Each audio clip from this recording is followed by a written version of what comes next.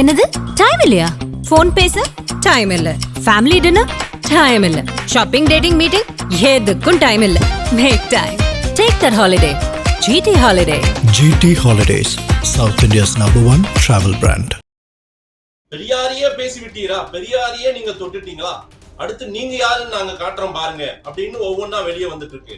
அப்படித்தானே பார்க்க முடிகிறது. ஏன் பெரியாரை ஏன் விமர்சிக்க கூடாது, பெரியாரை ஏன் தொடக்கூடாது? ஏன் மகன்கள் அப்பாவினுடைய குறைகளை சுட்டி காட்டக்கூடாதுன்னு சொல்றது இது எவ்வளவு பெரிய ஒரு அநீதி. அப்பா பேசுன கொச்சையா பேசுறாரு, அது குறிப்பாக மகன்களை பற்றியே தவறா பேசுறாரு, தமிழர்களை பற்றியே தவறா பேசுறாரு, தமிழ் மொழியை பற்றி தவறாக பேசுறாரு.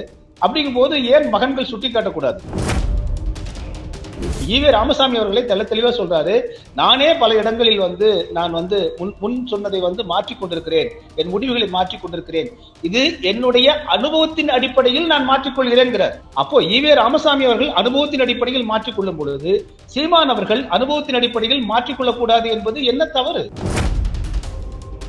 ஒளிப்பதிவாளர் திரு சந்தோஷ் சொல்றாரு, நிமிடத்திற்கு நிமிடம் மாறும் கதாபாத்திரம் சீமான் அப்படின்றாரு. நான் எல்லாரும் படத்தினுக்காக நான் அவரோட பயணித்தேன், அங்க ஈழத்தில் நடந்தது அத்தனையும் சீமானுக்கு என்ன நடந்தது, பக்கத்துல தடா சந்திரசேகருக்கு நடந்ததாக இருக்கட்டும், மற்றவர்களுக்கு என்ன நடக்குதோ அதை தனக்கு நடந்ததாக இன்னைக்கு மேடை தோறும் பேசிட்டு உட்கார்ந்து இருக்கார் சீமான் அப்படின்றாரு. சீமானை மட்டம் தட்டுவதும், சீமான் மீது வெறுப்புணர்வும், சீமான்லாம் ஒண்ணுமே கிடையாதுங்க, இன்னைக்கு அவர் இப்படி பேசுறாருங்க, அத்தனையும் பொய்ங்க அப்படின்றாரு. சரிங்க, அப்புறம் நெறியாளர் கேட்கிறாரு, சரிங்க அங்க ஆமைக்கறி இருந்துச்சுன்னு சொன்னாங்களே அது உண்மையான? ஆமைக்கறி இருந்தது உண்மைங்க, நானே 3 முறை சாப்பிட்டிருக்கேன், அந்த ஆமைக்கறி சீமானுக்கு கிடைக்கவில்லை, அவருக்கு உடுப்பு கறி தான் கிடைத்தது அப்படின்றார். அது எனக்கு கிடைத்ததை தான் சாப்பிட்டதா சொல்றாருன்றார். ஒரு விஷயம் உறுதியாயிடுச்சுங்க, பிரபாகரன் அவர்களை மேதகு தலைவர் அவர்களை போய் பார்த்தாரு திரு சீமான், உறுதியாயிடுச்சு. ஆனால் எல்லாத்தையும் மிகைப்படுத்திட்டாருன்றதுதான் பெரிய வாதமா இருக்கு. திரு சந்தோஷ் அவர்கள் இன்னைக்கு வெளிப்படையா நான் அங்க போனேன், பார்த்தேன், எங்கிட்ட கம்யூனிகேஷன் இருக்குது, எங்கிட்ட டாக்குமெண்ட்ஸ், இன்னுமே நிறைய டாக்குமெண்ட்ஸ் நான் கையில வச்சிருக்கேன் அப்படின்னு இன்னைக்கு இவ்வளவு துணிச்சலோட சொல்றாருன்னா ஏன் இத்தனை ஆண்டு காலமாக அவரால் சொல்ல முடியல? ஆதன் தமிழ் நேயர்களுக்கு வணக்கம். நாம் தமிழர் கட்சியின் தலைமை ஒருங்கிணைப்பாளர் திரு சீமான் அவர்கள் பெரியார் குறித்தான தொடர்ச்சியான விமர்சனங்களையும், அதே போல பெரியார் பேசியதாக தொடர்ந்து அவர் எடுத்து வைக்கக்கூடிய பல கருத்துக்கள் மிகப்பெரிய விவாத பொருளை ஏற்படுத்தியிருக்கிறது.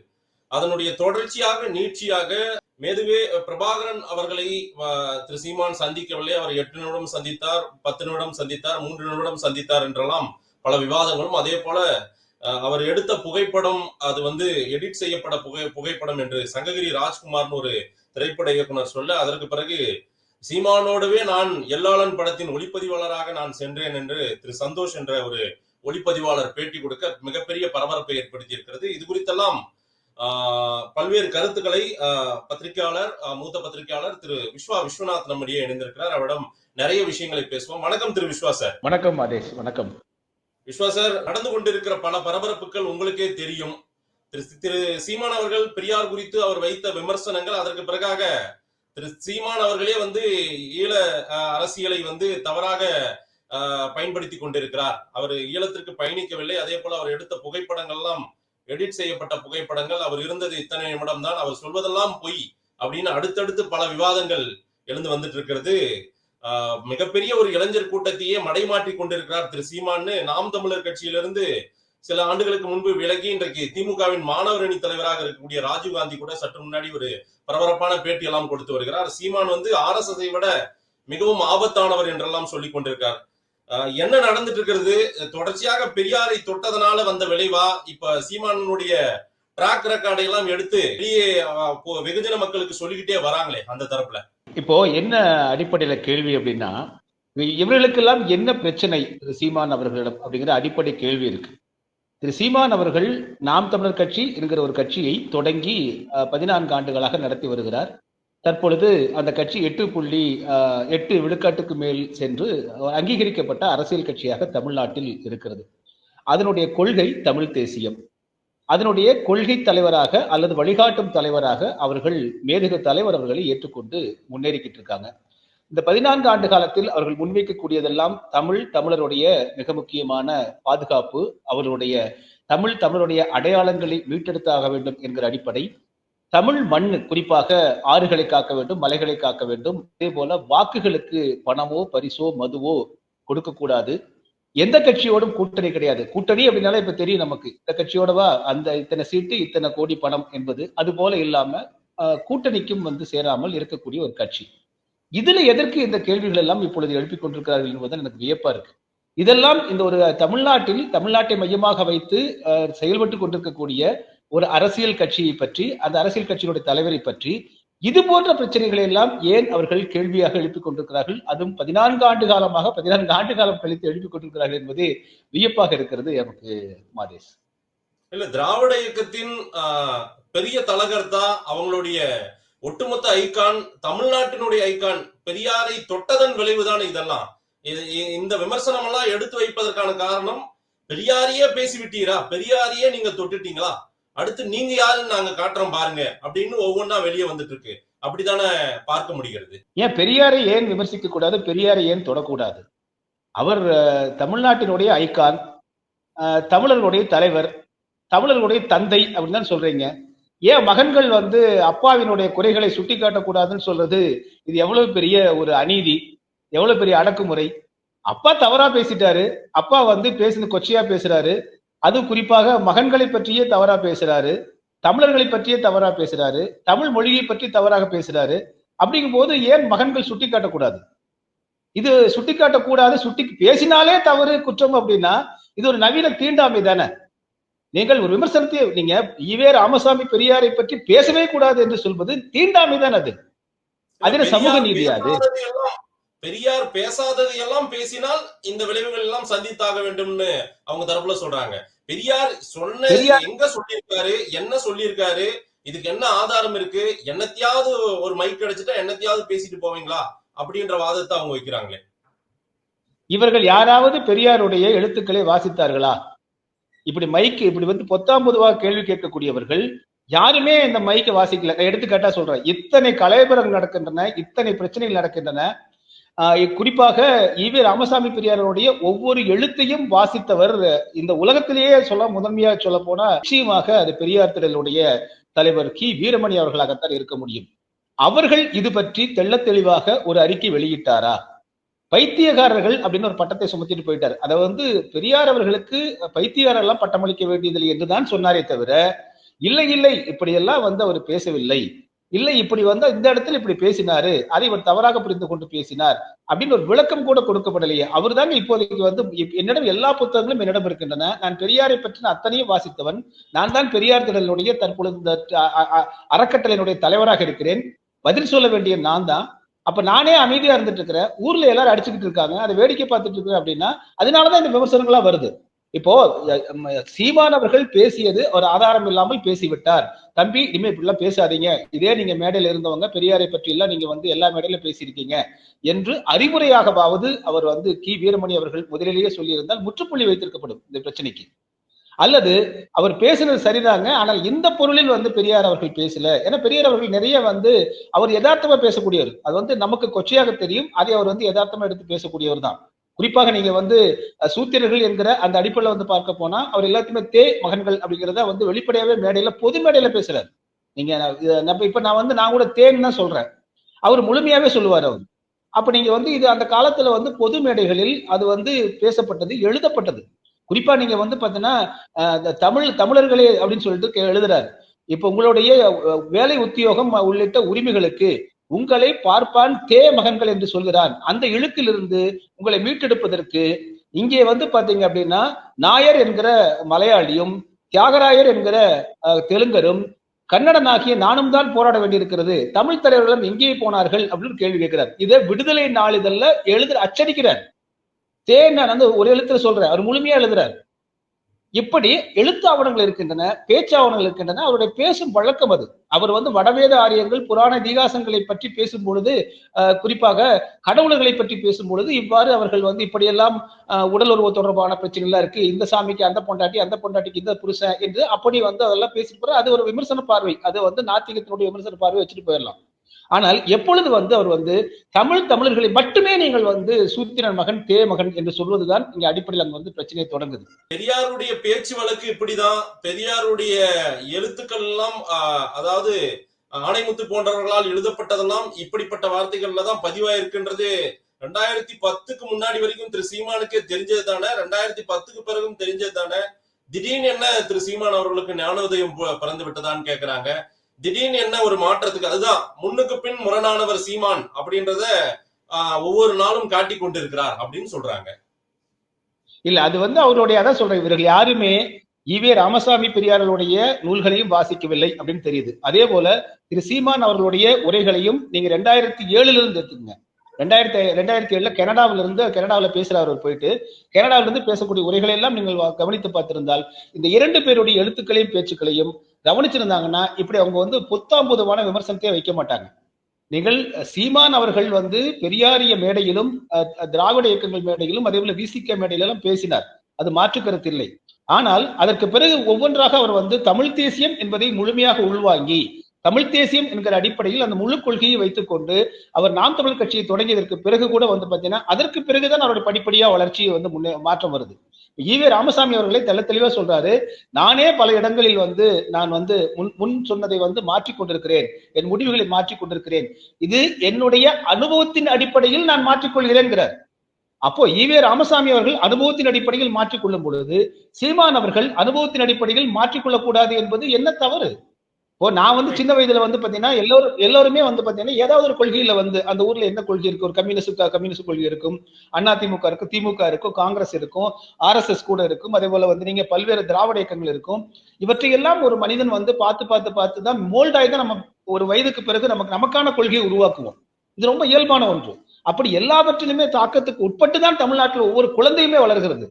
அது நீங்க இந்த சின்ன வயசுல நான் அதை நம்பினேன், நீங்க பெரிய வயசுல இப்படி நம்புறீங்களா? நம்ப கூடாத. எடுத்துக்காட்டா சொல்றேங்க, திருள் பிரகாச ராமலிங்க வள்ளல் பெருமானார் அவரை விட நீங்க ஒரு தூய ஒரு ஆன்மாவை பார்க்க முடியாது. அவரே சைவ நெறியில நிற்கிறார். ஒரு கட்டத்திற்கு பிறகு ஞானம் ஏற்பட்டதற்கு பிறகு சைவத்திலிருந்து வெளியேறுகிறார். அப்ப சொல்றாரு, நான் பாருங்களேன், நான் இந்த சைவத்தை எப்படியெல்லாம் உயர்த்தி பிடித்திருக்கின்றேன் அப்படின்னு சொல்லிட்டு அப்பொழுது எனக்கு அறிவு குறிச்சலாக இருந்தது அப்படின்னு சொல்றாரு. ஆக அப்படிப்பட்ட பெரிய மகான்கள் கூட, ஞானிகள் கூட அனுபவத்தின் அடிப்படையில் தங்கள் கொள்கைகளை, தங்களுடைய முடிவுகள், கொள்கைகள் கிடையாது, தங்களுடைய இந்த உலகத்தை பற்றின முடிவுகளை அவர்கள் மாற்றிக்கொண்டு முன்னேறும் பொழுது சீமான் அப்படி மாற்றிக்கொள்வது என்ன தவறு இருக்குன்னு எனக்கு தெரியலையே. பெரியார் குறித்தான விமர்சனங்களுக்கு அவர் கடந்த காலங்களில் பெரியார் பேசியதை எடுத்து பேசுறாரு, விவாதம் ஆயிட்டு சரி. இன்னைக்கு சீமானை அம்பலப்படுத்துகிறோம், சீமான் யாருன்றத நாங்க சொல்றோம்னு சீமானோடு பழகியவர்கள் எல்லாம் இன்னைக்கு வராங்களே. ஒளிப்பதிவாளர் திரு சந்தோஷ் சொல்றாரு, நிமிடத்திற்கு நிமிடம் மாறும் கதாபாத்திரம் சீமான் அப்படின்றாரு. நான் எல்லாளம் படத்தினுக்காக நான் அவரோடு பயணித்தேன், அங்க ஈழத்தில் நடந்தது அத்தனையும் சீமானுக்கு என்ன நடந்தது, பக்கத்துல தடா சந்திரசேகருக்கு நடந்ததாக இருக்கட்டும், மற்றவர்களுக்கு என்ன நடக்குதோ அதை தனக்கு நடந்ததாக இன்னைக்கு மேடை தோறும் பேசிட்டு உட்கார்ந்து இருக்காரு சீமான் அப்படின்றாரு அவரு. இல்ல, அந்த காணொலியை முழுசா நான் பார்த்து, நான் சந்தோஷ் அவர்களே நான் சந்திச்சிருக்கேன். நான் அவரு ஏற்கனவே IBC தமிழ்ல ஒரு பொறுப்புல இருந்தவர் தான் அந்த பிற்காலத்துல. அவரை தான் அந்த எல்லாளர் படத்துக்கு போயிட்டு வந்திருக்காரு அப்படிங்கிறதுல தெரியுது. அந்த நேர்காணலை நான் முழுமையா பார்த்தேன். நான் என்னன்னா இத்தனை ஆண்டுகள் கழிச்சு முதல்ல கொடுக்கிறாரு. அந்த நேர்காணல்ல அவர் என்ன கொடுத்திருக்க வேண்டும், என்ன அடிப்படையில் முதல்ல அந்த நேர்காணலுக்கு வராரு? பெரியார் அவர்களை பற்றி இந்த விமர்சனத்தை முன்வைத்ததற்கு பிறகு வருகிறாரா, இல்லை சீமான் இது போன்று பொய்களை பேசிக் கொண்டிருக்கிறார், எனவே அதை நான் கட்டுடைக்க வேண்டும் என்று வருகிறாரா என்கிற 2 இருக்கு. அப்படி பார்க்க போது அவர் உண்மையிலேயே சீமான் அவர்கள் பொய் பேசி இருந்தால் அப்படின்னா அதை மட்டும் சொன்னால் போதுமானது. ஆனா இதுல நேர்காணல மிக முக்கியமா நான் பார்த்தது என்னன்னா, ஒரு நேர்காணல் அப்படின்னா அதற்கு ஒரு வரைமுறை இருக்கும், பேட்டி கேட்பவரும் பேட்டி கொடுப்பவரும் இருக்கு. இதுல அவர் எடுத்துடனே என்ன சொல்றாருன்னா, இன்னைக்கு பாக்குற சீமானை வச்சு நீங்க எடை போடாதீங்க, அன்னைக்கு சீமான் ஒண்ணுமே இல்லைங்க, அவரு மனுஷனே இல்லைங்க, அவரு நீங்க நினைக்கிற மாதிரி எல்லாம் இல்ல, அவ்வளவு ஒருத்தெல்லாம் ஒண்ணும் கிடையாதுங்க. எடுத்த உடனே ஒரு பிம்பத்தை வெளியே கட்டமைக்கிறார். ஆனால் அந்த காலகட்டத்தில் நம்ம என்ன கேட்கிறோம்னா, அவர் தோல்வி படம் கொடுத்து ஒரு இயக்குனராக தான் அங்க வர்றாரு, ஒரு பேச்சாளராகத்தான் அங்க கூப்பிடுறாங்க, அவர் கொடுத்த வேலை இங்க பார்த்துட்டு போய் ஊர்ல போய் பேசிப்பா அப்படின்னு சொல்றாங்க. இதை முதல்லயே இந்த நேர்காணல் கொடுக்கும் பொழுதே சீமான் அவர்களை பற்றின ஒரு பிம்பத்தை கட்டமைக்கிறார் முதல்ல. மாறாக அவர் என்ன செஞ்சிருக்கணும்னா, இல்லங்க சீமான் இதை சொன்னார் இல்லைங்களா, ஆனால் இந்த மாதிரி நடக்கலங்க, ஆனா நடந்தது இப்படி அப்படின்னு அவர் ஒரு நடுநிலையா சொல்லியிருந்தா பரவாயில்ல. அதுவும் சொல்றாரு. ஆனால் ஆரம்ப பகுதிகளில் நான் பயணித்த போது சீமானுக்கு நடந்தது என்னவெல்லாம் நடந்துச்சு, சீமானுக்கு அங்க இருந்த முக்கியத்துவம் என்ன, சீமான் யாரை சந்தித்திருக்க முடியும், யாரை சந்தித்திருக்க முடியாது, சேரநாதனோடு அவர் பேசினதா இருக்கட்டும், எல்லாத்தையுமே அவர் வெளிப்படுத்துறாருல, அது நடந்தது தானே. அந்த காட்சிகளை எல்லாம் நினைவூட்டி பேசுறாருல்ல சந்தோஷ். இல்ல அத சந்தோஷ்ல வந்து நான் மிக முக்கியமா நான் கவனிக்கிறது என்னன்னாங்க, நான் குறித்தே வைத்திருக்கிறேன். அவர் என்ன சொல்றாரு, 2008க்கு முன்பு சீமான் என்ன ஒரு அவர்கிட்ட வந்து கிரெடிபிலிட்டி இருந்துச்சுங்கிற வார்த்தையை பயன்படுத்துறாரு. நீங்கள் மேதகு தலைவர் அவரே இவரை அழைக்க வேண்டும் என்பது அளவுக்கு என்ன கிரெடிபிலிட்டி இருந்துச்சு அப்படின்னு சொல்றாரு. அவர் வந்துட்டார். அங்க வந்த பிறகு வந்து 3 நாட்கள் அவர் யாருமே அங்க யாருக்கும் தெரியல. சேரலாதன் தான் எல்லாத்தையுமே அறிமுகப்படுத்துறாரு. அப்ப என்ன சொல்றாருன்னா, அந்த இடத்துல வந்து திரு சீமான் அவர்களை எவ்வளவு வந்து மினிமைஸ் பண்ணுமோ மினிமைஸ் பண்றாரு சந்தோஷ் அவர்கள். அப்பெல்லாம் ஒண்ணுமே பெரிய ஆளாளுங்க ஒர்த் இல்லைங்க. சும்மா வந்தாருங்க, வந்த பார்த்தாருங்க, சேரலாதன் கூட்டிட்டு போயிட்டு ஐயா ஏதோ வந்து இந்த மாதிரி வந்திருக்காருங்க ஊர் இருந்து பஞ்சப்பராரி மாதிரி, இவர் எதுக்குன்னு கூப்பிட்டு கேளுங்க என்பதை போல அவர் அந்த ஆட்டிடியூட் இருக்கு இல்லைங்களா, சந்தோஷோடைய ஆட்டிடியூட் வந்து உண்மையிலேயே வந்து பாத்தீங்கன்னா ஒரு அருவருக்கத்தக்க வகையில் இருந்துச்சு. இந்த தெளிவா சொல்லிடுறேன். சீமான் மீதான சீமான் அது அவர் தான் சொல்லணும். அவருக்கு வந்து அதுலயே நேர்காணல சொல்றாரு என்னன்னா, ஏங்க நான் வந்து அந்த ஆடியோ வந்து நான் தாங்க கொடுத்தேன், சூசை பேசின ஆடியோ நான் தான் கொடுத்தேன் நானு. அப்ப நீங்க வந்து பாத்தீங்கன்னா ஒரு இடத்துல சொல்றாரு, இது நான் உறங்கி கொண்டிருந்தேன், அப்பொழுது என் உதவியாளருக்கு வந்த அழைப்பு அவர் பதிவு செய்திருந்தான்னு சொல்றாரு. என்ன இது இருக்குனுங்க, அப்பவே நான் கடுமையா சண்டை போட்டேங்க. அப்ப வந்து தடா சந்திரசேகர சமாதானப்படுத்தினார், குளத்தூர் மணிகிட்ட போய் சண்டை போட்டேங்க. எப்படிங்க நான் கொடுத்தது வந்து யாரோ கொடுத்தன்னு சொல்லும் போது அப்ப அதையும் பதிலே அவரே சொல்றாரு. யாரு? சந்தோஷே சொல்றாரு. கேட்ட போது சீமான் சொன்னாரு, தம்பி நீ திரைத்துறையில் இருக்க, உன் மூலமா தான் அது வந்ததுன்னு சொன்னா உனக்கு பிரச்சனை வரும் தாம்பா இப்படி சொன்னேங்கிறார். இது வந்து ஏற்றுக்கொள்ளக்கூடிய ஒரு நியாயமான ஒரு காரணம். அதை சொல்றாரு. அதை மட்டும் நான் வந்து அந்த போட்டோவையும் அந்த ஆடியோ கொடுக்கலன்னா இவர் இந்த அளவுக்கு வந்து நாம் தமிழர் கட்சி வளர்ந்திருப்பாரா அப்படிங்கிறாரு. சோ நீங்கள் கேட்ட கேள்விக்கு அதிலேயே பதில் வந்துருது. அவருக்கு ஒட்டுமொத்தமான இந்த நோக்கம் வந்து இந்த அளவுக்கு வளர்ந்ததுக்கு காரணம் நான் கொடுத்த புகைப்படமும் அந்த சூசி அவர்களுடைய அந்த குரல் பதிவும் தான். அதை வைத்துக் கொண்டுதான் இப்படி இருக்காரு, அதை வைத்துக் கொண்டுதான் இப்படி. அப்படி அந்த காலத்துல அப்படிலாம் ஒண்ணுமே இல்லைங்க. இவர் வந்து ஒர்த்தே இல்லாத ஆளுங்க. இந்த 2 தரவுகளை வைத்துக் கொண்டுதான் இந்த அளவுக்கு ஒரு 36 லட்சம் வாக்குகளை வாங்கிவிட்டார், இந்த அளவுக்கு உலகத்துல பிரபலமாயிட்டார் என்பதுதான் ஒட்டுமொத்தமா அந்த நேர்காணல்ல சொன்ன அவர் கன்வே பண்ண ஒன்றாக இருக்கிறது. இதுதான் நம்ம தவறுன்றோம். மற்றபடி இன்னைக்கு வந்து சந்தோஷ் பேசுறாரு அப்படின்னா அதன் பின்னணியில யாராவது இருக்காங்கன்னு நீங்க கணிக்கிறீங்களா? ஒரு பத்திரிகையாளரா உங்களுடைய பார்வையில ஒருத்தருடைய பேட்டிகளோ அதே போல ஒருத்தருடைய தகவல்களையோ செய்திகளோ கட்டுரைகளோ படிக்கும் போதே அதில் சில வரிகளை வைத்துக் கொண்டோ பேசும் வார்த்தைகளை வைத்துக் கொண்டோ கூட ஏதேனும் கணிக்க முடியும். ஏதேனும் இயக்கங்கள் இருக்கா அல்லது பின்னணியில் யாராவது இருக்காங்களா? உங்களுக்கு அப்படி ஏதேனும் தெரியுறதா என்ன? இல்ல, நிச்சயமாக வெளிப்படையாவே நான் வந்து சொல்ல தயாரா இருக்கேன். காரணம் என்னன்னா, சந்தோஷ் உண்மையிலேயே இப்படிப்பட்ட ஒரு வரலாற்று சிறப்பு வாய்ந்த ஒரு பேரியக்கத்தினுடைய 30 ஆண்டு காலம் ஒட்டுமொத்த உலகத்தையும் திரும்பி பார்க்க வைத்த அந்த ஒரு யுத்தம், அந்த யுத்தத்தினுடைய இறுதி காலகட்டத்தில் மிக முக்கியமான காலகட்டத்தில் நிதர்சனம் என்கிற அந்த மிக முக்கியமான அந்த குழுவிற்கு அங்கே ஏதாவது ஒரு பணிக்கு அழைத்து செல்லப்பட்ட இவர் அப்படி இவற்றையெல்லாம் கண்டிருந்தால், அங்கு நடந்தவற்றையெல்லாம் கண்டிருந்தால் இன்று அவர் நேர்காணல் கொடுக்க வேண்டிய நிலை ஏற்பட்டிருந்தாலும் கூட எவ்வளவு தன்மையாக நடுநிலையோடு அவர் பேசியிருக்க வேண்டும். மாறாக அவர்களுடைய நேர்காணல் தொடக்கத்திலிருந்து இறுதி வரை சீமானை மட்டம் தட்டுவதும், சீமான் மீது வெறுப்புணர்வும், சீமான்லாம் ஒண்ணுமே கிடையாதுங்க, இன்னைக்கு அவர் இப்படி பேசுறாருங்க, அத்தனையும் பொய்ங்க அப்படின்றாரு. சரிங்க, அப்புறம் வந்து நெறியாளர் கேட்கிறாரு, சரிங்க அங்க ஆமைக்கறி இருந்துச்சுன்னு சொன்னாங்களே அது உண்மையான? ஆமைக்கறி இருந்தது உண்மைங்க, நானே 3 முறை சாப்பிட்டிருக்கேன். அந்த ஆமைக்கறி சீமானுக்கு கிடைக்கவில்லை, அவருக்கு உடுப்பு கறி தான் கிடைத்தது அப்படின்றார். அது எனக்கு கிடைத்ததை தான் சாப்பிட்டதா சொல்றாருன்றார். கிடையவே கிடையாதுங்க, அப்படிலாம் இவர் சொல்ற மாதிரி இல்ல அப்படின்னு சொல்லிட்டு இவரே என்ன சொல்றாரு, இவர் வந்து சென்ற வரைக்கும் 9ஆம் தேதியிலிருந்து 23ஆம் தேதி வரைக்கும் அத்தனை ஐட்டினரியும் ஒவ்வொரு நிமிடமும் ஒவ்வொரு துளி அத்தனை குறிப்புகளும் இருக்கின்றனங்கிறார். இவரே என்ன சொல்றாரு, அப்படிலாம் அவர் குறிக்க மாட்டாங்கன்னு சொல்றாரு. அதன் பிறகு அதே சொல்றாரு. அடுத்து என்ன சொல்றாரு, இவர் கிட்டத்தட்ட அங்க இருக்கக்கூடிய எல்லாத்தையுமே ஒரு 5 ஸ்டார் ஹோட்டல் செஃப், சமையல்காரர்கள் போல உருவகப்படுத்திட்டாரு சொன்ன அதே சந்தோஷ் அடுத்த 2-3 வரிகளை சொல்றாரு, எனக்கு வந்து இந்த கறியை வந்து மேதகு தலைவருடைய செஃப்பே வந்து சமைத்து கொடுத்ததாக சொன்னான்றாரு. அப்போ அவரு செஃப்னா இவருக்கு கொடுத்த செஃப் இல்லையா? இவ்வளவு தன்முரண்கள் ஒரு போராளி படையே வந்து ஒரு உணவு தயாரிக்கும் செஃப் டீம் மாதிரி மாத்திட்டாரு அப்படின்ற மாதிரி அவரு கோவப்படுறாரு.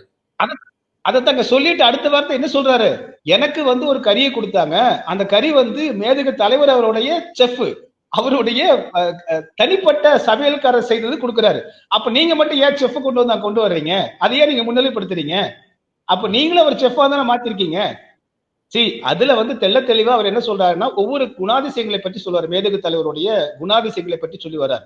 அதை வந்து இவரும் சொல்றாரு. இவர் என்ன சொல்றாருன்னா, அவர் மிக ஆர்ட் ஃபார்ம்ல அவர் வந்து அவர் தமிழ்ல சொன்னார் சீமான், அவர் இங்கிலீஷ்ல சொல்ல முயற்சி பண்றாரு. கம்ப்ளீட்டா ஆர்ட் லவ்வர்ங்கிறார்.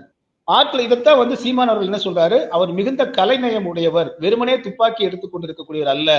அங்க வந்து பாத்தீங்கன்னா அவர் ஒரு கார்ட்டூனிஸ்ட். நீங்க 15 ஆண்டுகளுக்கு முன்பாக சுதாங்கன் அவர்களுக்கு நேர்காணல் கொடுத்திருக்காரு. நீங்க வந்து அதை நீங்க முடிஞ்சா பாருங்க. அல்ல அழகா சொல்றாரு. அதுல அவர் வந்து மேதகு தலைவர் அவர்கள் ஒரு கார்ட்டூனிஸ்ட்ங்க, உங்களுக்கு தெரியுமான்னு கேட்கிறாரு. அவர் ஓவியம் வரைவாரு, கார்ட்டூன் வரைவாரு, அதே போல சமையல் வந்து செய்யக்கூடியவர், எல்லாவற்றையுமே கலைநயத்தோடு பார்க்கக்கூடியவர்.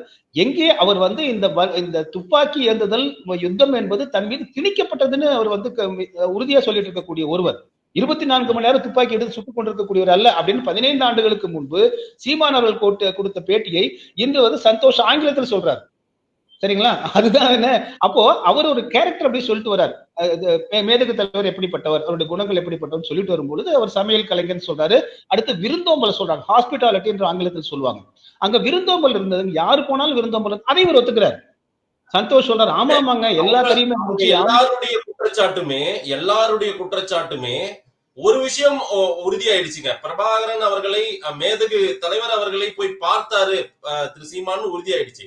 ஆனால் எல்லாத்தையும் மிகைப்படுத்திட்டாருன்றதுதான் பெரிய வாதமா இருக்கு. எல்லாத்தையும் மிகைப்படுத்துறாரு.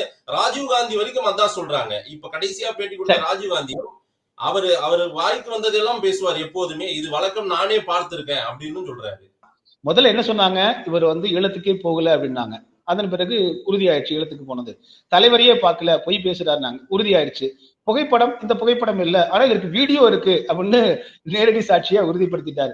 AK-74 அப்படின்னு ஒண்ணு இல்லவே இல்லப்பான்னாங்க. சந்தோஷ் சொன்னாரு, அவர் சொன்னார் இல்லைங்க அந்த மாடல் துப்பாக்கி, அதுதாங்க அவர் கையில வச்சுட்டு இருக்கிறாரு, அது வந்து ஷூட்டிங் ஸ்பாட்ல எடுத்தது அப்படின்றாரு. சரி, பயிற்சி கொடுக்கல, ஷூட்டிங் ஸ்பாட்ல எடுத்ததுன்னு. இந்த மிகைப்படுத்தல் இருக்கு இல்லைங்களா, நான் எப்படி பார்க்கிறேன்னா மாதேஷ், இவங்க மட்டும் இல்லைங்க, எல்லா அரசியல் தலைவர்களுமே நீங்கள் ஒரு தொண்டர்களை ஈர்க்க வேண்டுமே யாரால், குறிப்பா நீங்க வந்து சீமான் அவர்களுடைய அவர் ஈர்த்து வைத்திருக்கக்கூடிய தொண்டர்கள் யாருன்னு பாருங்க. திமுகவிலிருந்து வந்தவர்கள் அல்ல, அதிமுகவிலிருந்து வந்தவர்கள் அல்ல. நீங்க 30-40 வயதுக்கு மேல திராவிட இயக்கங்களிலோ காங்கிரஸ் கட்சியிலோ கம்யூனிஸ்ட் இயக்கங்களிலோ உள்ளவர்களா நீங்கள் நாம் தமிழருக்கு இழுக்கவே முடியாது. சரிங்களா? அப்ப இவர் வந்து முழுக்க புதிய இளைஞர்களை நோக்கி போறார். அப்ப என்ன சொல்றாருன்னா, எனக்கு வந்து அடுத்ததாக வந்து நாடாளுமன்ற சட்டமன்ற உறுப்பினராக எமது கட்சியில் வரக்கூடியவன் இப்பொழுது பள்ளிகளில் படித்துக் கொண்டிருக்கக்கூடிய மாணவ மாணவிகள்ட்டார். இன்று 9ஆம் வகுப்பு 10ஆம் வகுப்பு படிக்கக்கூடிய மாணவ மாணவிகள் எல்லாம் இந்த தமிழ் தேசியம்னா என்ன, திராவிடம்னா என்ன அப்படின்னு அவங்க வீட்டுல அப்பா அம்மாட்ட கேட்கிற சூழ்நிலை வந்திருக்கு. அப்போ இவர் வந்து அங்க போயிட்டு அந்த அனுபவத்தை எல்லாம் இங்க சொல்லும் பொழுது அங்க இருக்கக்கூடிய ஓவரால் ஒரு வந்து ஆம்பியன்ஸ் எப்படிப்பட்டதாக இருக்கிறது, அங்க இருக்கக்கூடிய அந்த குணநலன்கள் எப்படிப்பட்டதாக இருக்கும் போது அதில் சிலவற்றை பேசும் பொழுது பிறருக்கு அவர் கண்ணில் பார்த்ததை கூட தான் செய்ததாக சொல்வது அப்படிங்கிறது ஒரு பெரிய குற்றம் அல்ல. எடுத்துக்காட்டா நான் சொல்றேன், நான் வந்து 4 பேர் ஒரு இடத்துக்கு போறோம், 4 பேர் வந்து ஒரு டூர் போற இடத்துல வந்து சின்ன எடுத்துக்காட்டு சொல்றேங்க. இது சொன்னா உங்களுக்கு புரிய, வாழ்க்கையில் நடந்தது. கலைஞர் கருணாநிதி அவர்களை கைது பண்ணாங்க இல்லைங்களா, கலைஞர் கருணாநிதி அவர்கள் கைது செய்து அந்த இப்ப இருக்கக்கூடிய அந்த ராஜாஜி அரங்கம் இருக்கு இல்லைங்களா, அது கீழே தான் சிபிசிஐடி அலுவலகம் இருந்துச்சு, அப்ப அங்கதான் வச்சிருந்தாங்க. அப்ப நான் ஜெயா தொலைக்காட்சியில பணியாற்றுறேன். அப்ப ஜெயா தொலைக்காட்சி வண்டி பக்கத்துல சன் டிவி வண்டி, வரிசையா ராஜ் டிவி வண்டி எல்லாம் நிக்குது. அப்பதான் வந்து அவருக்கு அப்படியே அல்லேக்கத்தை கொண்டு போய் முரசொலி மாறன் அவர்களை வெளியே கொண்டு வந்து கீழே இறக்கி விடுறாங்க. அப்பதான் பேஸ் மேக்கர்ல வச்சிருக்காரு, அவரை போய் இப்படிலாம் தாக்குறாங்களே அப்படின்னு வந்துச்சு. அப்போ முரசொலி மாறன் அவர்கள் வந்து வேகமா ஓடி வந்தவர் நேரா வந்து ஜெயா டிவி வண்டியில உட்கார்ந்துட்டாரு. சரிங்களா? நான் வந்து உள்ள உட்காந்து நியூஸ் கொடுத்துட்டு இருக்கிற அலுவலகத்துக்கு சுமோ, டாடா சுமோ, வெள்ள சுமோ, ராஜ் டிவி வண்டி நீல கலர், வாலிஸ் வந்து பாத்தீங்கன்னா சன் டிவியோடது, இதுதான் அன்னைக்கு வந்து இருக்கு வண்டி. அவர் வந்து என்ன பண்ணா, நேரா வந்து ஜெயா டிவி வண்டியில வந்துட்டு பக்கத்துல பார்த்தா ஜெயா டிவி லோகோ ஏமோஜி பாக்குறாரு. ஐயோ அப்படின்னாரு. இல்ல சார், இருங்க அவசரப்படாதீங்க, வெயிட் பண்ணுங்க, சன் டிவி வண்டி நம்ம வண்டி பக்கத்துல தான் இருக்கு அப்படின்னு சார். சரி தம்பி வண்டியில உட்காராரு. இறங்கி போய் சன் டிவி டிரைவரை கூட்டிட்டு வந்து முரசொலி மாறன் அவர்கள் ஏற்றி போறாரு. தம்பி நல்லது வணக்கம் போறாரு. இது நடந்துருச்சு. இதை நான் வந்து என்னன்னா ஒரு நண்பரை ஒருத்தர் சொல்லியிருந்தேன், இதை நான் எங்கேயுமே வெளிப்படுத்தல. சரிங்களா? ஆனால் அதை ஒரு பத்திரிகை ஊடகவியலாளர் நண்பர் தான், அவர் ஒரு தொலைக்காட்சி பேட்டியில வந்து அவரே பார்த்தது மாதிரி சொல்லிட்டார். அது கிட்டத்தட்ட வந்து பாத்தீங்கன்னா இன்னைக்கு வந்து ஒரு 10 மில்லியன் அளவுக்கு போயிருக்கு. அதற்காக நான் வந்து அவர் தவறு செஞ்சுட்டான்னு சொல்லல, நல்ல நிகழ்வு, பரவாயில்ல, நம்ம சொன்னதை எடுத்து பேசுறாரு அப்படிங்கிறத நம்ம எடுத்துக்கணும். பெரிய குற்றம் எல்லாம் கிடையாது. இப்ப நான் என்ன சொல்லனாங்க, இவர் பயிற்சி பெற்றேன். சீமான் மிகைப்படுத்துவதாக அவங்க சொல்றதை நீங்க நியாயப்படுத்துறீங்களா? எப்படி? எனக்கு அப்படிதான் விளங்குது. மிகைப்படுத்தல் கிடையாதுங்க. நீங்க வந்து ஒரு இப்ப வந்து அவர் நல்லா புரிஞ்சுக்குங்க, திரு சீமான் அவர்கள் தமிழ் ஈழத்துல வந்து அரசியல் செய்யல, டென்மார்க்லயோ அமெரிக்காவிலேயோ அரசியல் செய்யல, அவர் இங்கே தமிழ்நாட்டில் அரசியல் செய்கிறார். திரு சந்தோஷ் அவர்கள் இன்னைக்கு வந்து வெளிப்படையா வந்து நான் அங்க போனேன், பார்த்தேன், எங்கிட்ட கம்யூனிகேஷன் இருக்குது, எங்கிட்ட வந்து டாக்குமெண்ட்ஸ் இன்னுமே நிறைய டாக்குமெண்ட்ஸ் நான் கையில வச்சிருக்கேன் அப்படின்னு இன்னைக்கு வந்து இவ்வளவு துணிச்சலோடு சொல்றாருன்னா ஏன் இத்தனை ஆண்டு காலமாக அவரால் சொல்ல முடியல? இன்று அவர் ஏன் சொல்ல முடியல? சொன்னா வந்து உங்களுக்கு மத்திய அரசாங்கம் கேள்வி கேட்கும், இந்த டாக்குமெண்ட்டை கொடுன்னு கேட்கும், என்ஐஏ விசாரணை கூட வரலாம். இத்தனை காலம் அப்படி ஒரு சூழ்நிலை இருந்திருக்கிறது தானே உங்களுக்கு. அதனாலதான் நீங்க வெளியில சொல்லாம இருந்திருக்கீங்க. ஆனால் இன்று சொல்லக்கூடிய சூழ்நிலையை உருவாக்கியது யார்? தன்னுடைய தொடர் மேடை பேச்சுகளால் தடை செய்யப்பட்ட இயக்கமாகவும் தடை செய்யப்பட்ட ஒரு தலைவராகவும் நீங்க வந்து நம்மள ப்ரொஃபைல நாங்க வந்து நான் 10 ஆண்டுகளா Facebookல இருக்கேன்.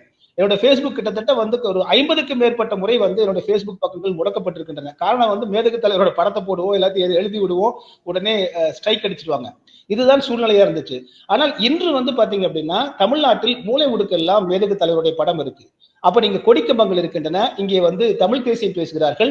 ஆக இதை வந்து எப்படி சொன்னார்? தமிழ் தேசியர்கள் என்பார். இன்று நம்ம எதை யாரை எடுத்துக்காட்டாக எடுத்துக்கொள்ள வேண்டும் என்றால் மேதகு தலைவரை எடுத்துக்கொள்ளலாம். இப்ப மேதகு தலைவருடைய குணாதிசயங்கள் எப்படி, அங்கே விருந்தோம்பல் எப்படி, அங்கே ஒழுக்கம் எப்படி, அதை பற்றியெல்லாம் சொல்லும் பொழுது இங்கே வந்து தன்னுடைய இளையோருக்கு சொல்லும் பொழுது அதை எடுத்து சொல்வதில் வந்து அவருக்கு ஒரு டிராமாட்டிக்கலாக ஒரு நாடகத்தன்மையோடு அதை வந்து எடுத்து சொல்வதில் தவறு இல்லைங்கிற இது வந்து நீங்க வந்து பாத்தீங்கன்னா கவிதைகள்லயே இருக்கு. இப்ப கவிஞர்கள் பாட்டு போடுறாங்கன்னா கவிஞர்கள் வந்து பிராக்டிகலா வந்து கம்யூனிஸ்ட் மாதிரி பேசினாங்கன்னா யார் உட்கார்ந்து கேட்டுட்டு இருப்பாங்க? கொஞ்சம் அதுல வந்து அவர்களுடைய நகைச்சுவையை சேர்த்து பேசுறது, கொஞ்சம் வந்து மக்களை ஒரு சுவையூட்டும் வகையில் பேசுறது அப்படிங்கிறதுலாம் இருக்கு. இது நீங்க என்ன இப்ப சரி நான் என்ன கேட்கிறேன்னா, ஆமைக்கறி நீங்க தின்னலங்க, நீங்க திங்காம பொய் பேசிட்டீங்க அப்படிங்கிறதுக்காக சீமானுக்கு 10 ஓட்டு குறைவா போகுது, இல்ல சீமான் வந்து அரசியல் கட்சியினுடைய அங்கீகாரத்தை ரத்து பண்ணிடலாமா? AK-74 துப்பாக்கி நீங்க எடுத்து சுடலைங்க, நீங்க வந்து ஷூட்டிங் ஸ்பாட்ல வச்சுட்டு நின்னீங்க, இது மிகப்பெரிய குற்றங்க, உங்க தேர்தல் அங்கீகாரத்தை ரத்து பண்ணிடலாம்னு சொல்ல முடியுமா? அதுவா அது ஒரு இடத்துக்கு போறாரு, ஒரு எக்ஸ்பீரியன்ஸ், அந்த எக்ஸ்பீரியன்ஸை இங்க வந்து பகிர்ந்து கொள்கிறார், அனுபவத்தை இங்க பகிர்ந்து கொள்கிறார். அனுபவத்தை பகிர்ந்து கொள்ளும் பொழுது சுவையாக எடுத்து சொல்லக்கூடியது சொல்லி இருக்கலாம். ஆனால் அதெல்லாம் வந்து தொடக்க காலகட்டம், நல்லா புரிஞ்சுக்கங்க, இவர் சொல்றதெல்லாம் வந்து தொடக்க காலகட்டம். இப்ப பின்னாட்களில் வந்து பாத்தீங்கன்னா நிறைய அவற்றை எல்லாம் தவிர்த்து கொண்டு விட்டார் திரு சீமான் அவர்கள். அது போன்று பேசுறதெல்லாம் நீங்க வந்து பிற்கால தவிர்த்துக்கிட்டு இப்பொழுது முழுக்க அவர் வந்து பாத்தீங்கன்னா ஒரு பக்குவப்பட்ட ஒரு அரசியல் தலைவராக இப்ப நிக்கிறார். என்னைக்கோ பேசுனது நின்ன இடத்திலேயே சைக்கிள் ஓட்டிட்டு இருக்க கூடாதுங்க. ஆமைக்கறி நிகழ்வுலாம் எப்ப பேசுனது? நீங்க வந்து போட்டோ பிரச்சனைகள் எப்ப பேசுனது? அவர் AK-74 சொன்னது எப்ப பேசுனது? இன்னைக்கும் வந்து அதை பற்றியே பேசிக்கொண்டு, அதை பற்றியே நேர்காணல் செய்து கொண்டு, அதை பற்றியே வந்து விவாதங்களை உண்டாக்கி கொண்டிருப்பது அப்படிங்கிறது திரு சீமான் அவருடைய இன்றைய அரசியல் வளர்ச்சியை சீமான் அவர்கள் இந்த பொசிஷனிங் பண்றாருங்க. அரசியல்ல வந்து தன்னை நிலைநிறுத்தி இருக்கார். இப்ப எப்படி நிறுத்துறாருன்னா, ஈவே ராமசாமி பெரியார் அவர்களை அவதூறு பரப்புறதுக்காக நிக்கல. அது மிகப்பெரிய ஒரு அரசியல் ஸ்டாண்டா பாக்குறேன் நான். திராவிடம் என்றால் திராவிடத்தினுடைய ஆணிவேராக இருக்கக்கூடிய, அதனுடைய நீங்க சொன்ன ஐக்கானாக இருக்கக்கூடிய ஈவே ராமசாமி பெரியார் அவர்களை எதிர்த்து நிற்கும் பொழுது தன்னை திராவிடத்திற்கு எதிராக தமிழ் தேசியத்தை நிலைநிறுத்துறார். பொசிஷனிங் வாங்க. நீங்க எம்ஜிஆர் அவர்கள் மறைந்ததற்கு பிறகு செல்வி ஜெயலலிதா அவர்கள் கடுமையான ஒரு போராட்டத்திற்கு பிறகு அவங்க பொசிஷனிங் ஆகிறாங்க. சட்டமன்றத்தில் துரைமுருகன் அவர்களால் தான் வந்து நம்ம வந்து தவறாக நடத்தப்பட்டதாக ஒரு தகவலை வந்து முதல்ல சொல்றாங்க. ஆனால் அதுதான் பொசிஷனிங் அந்த நேரத்துல. அப்பதான் நீங்க வந்து அவர்கள் நிலைப்பாடு எடுத்து செல்வி ஜெயலலிதா வெர்சஸ் கலைஞர் கருணாநிதினு மாறுது, திமுக வெர்சஸ் ADMK மாறுது. இது அரசியல் ரொம்ப இதுங்க. இப்ப அரசியல் பொசிஷனிங் டைம். நான் இறுதி கேள்வியாவே வைக்கிறேன் சார். பொசிஷனிங் பண்றாரு, ஒரு அடுத்த கட்டத்தை நோக்கி பயணிக்கிறார், திராவிடத்துக்கு எதிராக பயணிக்கிறார், ஐகான் பெரியாரை தொடுகிறார், விமர்சிக்கிறார், அவர் பேசுறாருன்னா இது தமிழ்நாட்டில் எடுபடுமா? தமிழ்நாட்டில் இது பெரியார் மண்னா பெரியாரே ஒரு மண்ணு கிடையாதுன்றாரு. தமிழ்நாட்டை பொறுத்தவரையில் இங்க திராவிட இயக்கங்கள் மாறி மாறி ஆண்டிருக்கிறது. இது பெரிய ஒரு இறங்கு முகத்தை நோக்கி பயணிக்கிறார் சீமான். தேவையில்லாம பெரியாரை தொட்டு ஒரு பின்னடைவை சந்திக்கிறார் சீமான் அப்படின்ற ஒரு பார்வையும் வெளிப்படுத்துறாங்க. நீங்க ஈவே ராமசாமி பெரியார் அவர்களை பற்றிய பிம்பங்களை தான் எதிர்க்குது தமிழ் தேசியம். நல்லா புரிஞ்சுங்க. ஈவே ராமசாமி அவர்களை எதிர்க்கவில்லை. ஈவே ராமசாமி அவர்களை பற்றி இங்கே வந்து தொடர்ந்து ஒரு பிம்பம் கட்டமைக்கப்படுது. இப்பவே பேசுறோம்ல, ராமசாமி பெரியார் எல்லாம் எடுத்துட்டீங்க, அரசியல் பண்ண முடியுமாப்பா? பெரியார் எல்லாம் எடுத்த ஓட்டு போயிரும்பா, பெரியார் எல்லாம் எடுத்த படிக்க முடியுமாப்பா, பெரியார் எல்லாம் எடுத்து நடமாட முடியும்பா. இதுதான் பிம்பம் சொல்றோம், சரிங்களா? அப்படி அதைத்தான் அதனால அவர் கேட்கிறாரு அவரு. சரி அவ்வளவு பேசுறீங்களேப்பா, இதே பெரியார் பிறந்த ஈரோட்டு மண்ணில் வந்து நீங்க பெரியாருடைய கொள்கைகளை சொல்லி வாக்கு கேளுங்களா பாப்போன்றார். அந்த புரியுதுங்களா உங்களுக்கு? அந்த கேள்வி கேட்கனுடைய அதனால அடிப்படை நியாயம் அந்த பிறந்த இடத்துல பாக்க அதங்க எங்க நான் பிறந்த ஊர் வந்து பாத்தீங்கன்னா அப்போ வந்து என்னுடைய சான்றிதழ்ல 10ஆம் வகுப்பு சான்றிதழ்ல பெரியார் மாவட்டம் தான் இருக்கு. ஏன்னா ஈரோடு மாவட்டத்துல நான் பிறந்த நான், சரிங்களா? அப்ப ஈரோடு மாவட்டத்துல பெரியார் மாவட்டத்துல பிறந்த அந்த ஊரை பற்றி அதே மாவட்டத்துக்கார நான், எனக்கு அது தெரியும் தொடக்க காலத்துல இருந்து. சென்னையில் இருக்கக்கூடிய இந்த ஒட்டுமொத்தமாக ஊடகங்களில், சமூக ஊடகங்களில் இருக்கக்கூடிய இந்த பெரியாரிய எழுச்சி என்பது கோவை உள்ளிட்ட சில இடங்களில் வந்து எங்கெல்லாம் பெரியாரிய திராவிட இயக்கங்கள் இருக்கிறதோ அங்க இருக்கக்கூடிய எழுச்சியை தவிர நீங்கள் ஈரோட்டில் சென்னையில் இருக்கக்கூடிய அளவுக்கு எழுச்சி இருக்கிறதா என்றால் இல்லை. முதல்ல நடைமுறையில புரிஞ்சுக்கணும். ஈரோட்டில் ஈவே ராமசாமி பெரியார் அவர்களுக்கு இருக்கக்கூடிய வரவேற்பை பற்றி நீங்கள் முடிஞ்சா நீங்க வந்து நீங்களே சென்று தயவு செய்து ஒரு சர்வே எடுத்து பாருங்க. அங்கே என்ன வரவேற்பு தொடர்பே இல்லைங்க. நீங்கள் இந்த அரசியல் இந்த தேர்தல் அரசியலுக்கும் ஈவே ராமசாமி அவர்களால் அவர்களை வந்து விமர்சனம் செய்த காரணத்தினால் இந்த வாக்கு வங்கி சரிவு ஏற்படும் என்பதே வந்து முதல்ல மிக தவறான ஒரு வாதம். நீங்க 2021 வந்து நீங்க திமுக வந்து என்ன சொல்லுச்சு, பாஜக உள்ள பூந்து தோழர் திமுக ஓட்டு போடுங்க அப்ப ஸ்லோகன் தான் வச்சாங்க. சரிங்களா? அப்ப நீங்க வந்து அப்ப என்னன்னா அப்ப ஒட்டுமொத்தமாக பாஜக வந்து வந்த போது வந்த விகரஸ் இந்தியா முழுவதுமே மாட்டு கறி வைத்திருந்தால் அடித்துக் கொள்வது, அப்புறம் வந்து மிகப்பெரிய ஒரு வந்து அந்த இந்துத்துவத்தினுடைய பெரிய ஒரு பாசிசத்தோடு அது உள்ளே வந்தது. அது வந்து தமிழ்நாட்டு மக்களுக்கு நிச்சயமாக அன்று வந்து ஒரு பெரிய ஒரு அச்சமாக இருந்தது. ஒருவேளை இங்க வந்து பாஜக எல்லா இடங்களும் ஆக்கிரமிச்சுட்டு வர்றாங்க, இங்கே வந்துட்டா என்ன பண்றது அப்படிங்கிறதுக்காக தான் திமுகவிற்கு அன்று வாக்களித்தார்கள். அன்று கருப்பு பலூனும் கருப்பு கொடியும் வந்து ஏந்திய திமுக அதற்கு பிறகு வெள்ளை கொடியை நோக்கி நகர்ந்து விட்டதுன்னு பார்க்கிறோம். அன்னைக்கே நீங்க வந்து 234 தொகுதிகளிலும் வெற்றி பெறும் திமுக அப்படின்னு யார் சொன்னாங்க? நம்ம ஹிந்து என்றாம் வந்து எக்ஸ் தளத்துல பதிவிட்டார். ஆனால் அப்படி நடக்கல. 160 170 தான் வந்துச்சு. அதிமுக திமுக இடையே வந்து குறைந்த வேறுபாடுகள் தான். அவ்வளவு பாஜக எதிர்ப்புள்ள அந்த காலகட்டத்திலே அப்படி இருக்கும் பொழுது இன்று வெள்ளைக்குடை பிடித்த காலகட்டத்தில் இன்று அதே போல ஈவே ராமசாமி பெரியாரை பற்றி ஒரு மறு விவாதம் வந்து உலகெங்கிலும் ஏற்பட்டிருக்குது. இதை வந்து நான் பாசிட்டிவா பார்க்க சொல்றேங்க. திராவிடர் கழகம் திராவிட இயக்கத்தை சேர்ந்த அன்பர்களையும் நான் வந்து நேர்மறையா பார்க்க சொல்றேன். இங்க யாரும் பெரியாரை இருக்கவே கூடாதுன்னு சொல்ல, பெரியாரியம் இருக்கவே கூடாதுன்னு யாரும் கற்பனை கூட பண்ண முடியாது. அது வந்து இந்த ஒட்டுமொத்தமாக தமிழ் சமூகத்தினுடைய ஒரு பிரிக்க முடியாத அங்கம். அது வந்து தொடர். ஆனால் அது மட்டும் தான் சொல்லாதீங்கன்னு சொல்றோம். 1ஆம் கிளாஸ் 2ஆம் கிளாஸ் 3ஆம் கிளாஸ் அப்படின்னு வரிசையா இருக்கும் பொழுது நீங்க ஒட்டுமொத்தமா ஒரே கிளாஸ்ன்னு சொல்லாதீங்க. 1ஆம் கிளாஸ்ல ஒருத்தர் வந்து இங்க புரட்சி பண்ணியிருக்காங்க, 2ஆம் கிளாஸ்ல புரட்சி பண்ணியிருக்காங்க, இவர் வந்து வேணா 5ஆம் 6ஆம் கிளாஸ்ல காலகட்டத்துல புரட்சி பண்ணுவார் அப்படின்னு சொல்லிட்டு போகணுமே தவிர இவர் தான் எல்லாம் செய்தாங்க இந்த பிம்பத்தை தான் எதிர்க்கிறார்களே தவிர அவதூறு பரப்பவோ அதே போல வந்து பாத்தீங்கன்னா பெரியாரியம் இருக்கவே கூடாது, திராவிடம் இருக்கவே கூடாதுன்னு சொல்ல முடியாது. இன்று தமிழ் தேசியம் நாளைக்கு ஆட்சிக்கு வருதுன்னா திராவிடம் எதிர்கட்சியா வரலாம், திராவிடம் ஆட்சிக்கு வரும்போது தமிழ் தேசியம் எதிர்கட்சியா வரலாம். ஏன் விஜயகாந்த் வரலையா? நம்ம விஜயகாந்த்ங்கிறது வந்து திடீரென்று வந்து குறுகிய காலத்துல வந்து எதிர்கட்சியா வந்து அமரலையா? டெல்லியில வந்து இவர் வந்து அமரலையா? ஆம் ஆத்மி அமரலையா? ஏன் இலங்கையில அவ்வளவு வந்து மிகப்பெரிய கலவரம் நடந்த இடத்துல இன்று அனில்குமார் திசநாயகா வந்து ஆட்சி பிடிக்கலையா? எனவே ஜனநாயகத்தில் எது வேணாலும் நடக்கலாம். அப்படி இருக்கும் பொழுது என்னுடைய ஒரே வருத்தம் ஒரு பத்திரிகை ஊடகங்களால் பார்ப்பது, இந்த திராவிட இயக்கம் சகோதரர்கள் சகோதரிகள் இதை நேர்மறையாக பார்த்து இந்த விமர்சனங்களை எல்லாம் எடுத்துக்கொண்டு இத்தனை ஆண்டு காலம் நாம் ஏன் இப்படி ஒரு தவறான பிம்பத்தை கட்டமைத்திருக்கிறோம், பெரியார் அவர்களுடைய மிகச்சரியான அவருடைய செயல்பாடுகளை ஏன் எல்லா மக்களிடம் கொண்டு செல்லவில்லை? ஆண்டுதோறும் புத்தக காட்சியில் பெரியார் புத்தகங்கள் விற்கிறது என்றுதான் பெருமைப்படுறோம். ஆனால் அவ்வளவு புத்தகங்கள் விற்று இன்று பெரியார் அவர்கள் விமர்சனத்திற்கு ஆளாகும் பொழுது எத்தனை கோடி மக்கள் வந்து இல்ல நான் புத்தகத்துல படிச்சிருக்கேன், சீமான் பேசுறது தவறுன்னு சொல்ல வந்தாங்க. சீமான் வீட்டை மறியல் செய்வதற்கு 838 பேர் தான் வந்தாங்க. அதுலயும் வந்து பாதி பேர் வந்து எதுக்கு வந்தோன்னே தெரியாம வந்து வரவழைக்கப்பட்டிருக்காங்க. அப்போ எதிர்ப்பு இல்லை அப்படிங்கிறது இருக்கு. அப்போ இந்த சீமான் பேசுவதை மக்கள் வந்து மௌனமாக பார்க்கிறார்கள், எதிர்க்கவோ ஆமோதிக்கவோ இல்லாம இருக்காங்க அப்படிங்கறத பார்க்கணும். இதையெல்லாம் பார்த்து கொண்டு ஒரு நேர்மறை மக்கள் மௌனமா இருக்கிறதா நீங்க சொல்றீங்க. அதே போல பெரியார் பற்றியான பார்வைகளை மக்கள் மௌனமாக கடந்துட்டு போறாங்களா அல்லது தேர்தல் காலத்தில் அதற்கான என்ன விடைன்றத நாம் தமிழர் கட்சிக்கும் கொடுப்பாங்க. ஈரோடு கிழக்கிலுமே திமுக வர்சஸ் நாம் தமிழர்னு இருக்கு. அங்கேயுமே நமக்கு தெரிஞ்சிடும் நாம் தமிழர் எவ்வளவு முன்னேறி வராங்கன்றத வச்சு பார்த்துட்டு கூட நம்ம ஒரு முடிவுக்கு வருவோம்.